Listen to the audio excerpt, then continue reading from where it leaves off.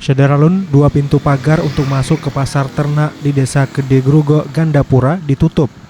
Pantauan pada Selasa 31 Maret, lokasi pasar tersebut begitu sepi, tak ada aktivitas jual beli ternak. Hanya ada beberapa pekerja sedang memulai pekerjaan membangun los baru di lokasi yang merupakan salah satu pasar hewan terbesar di Aceh.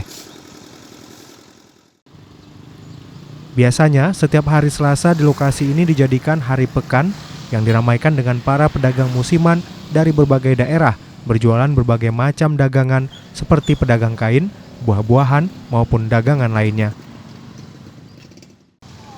Kapolsek Gandapura Ibda Melisa kepada serambinews.com mengatakan bahwa benar adanya penutupan pasar tersebut, yang hal itu dilakukan sebagai bagian dari mencegah penyebaran virus corona yang semakin mengkhawatirkan. Sekarang ini mulai minggu ini disarankan untuk pasar ternak di Kecamatan Gandapura itu tidak ada, karena menurut tentang himbauan yang kita sampaikan, alhamdulillah sampai sekarang masyarakat dan pedagang-pedagang mematuhi apa saja himbauan yang telah kita sampaikan terkait dari Maklumat Kapolri maupun surat-surat himbauan dari Bupati.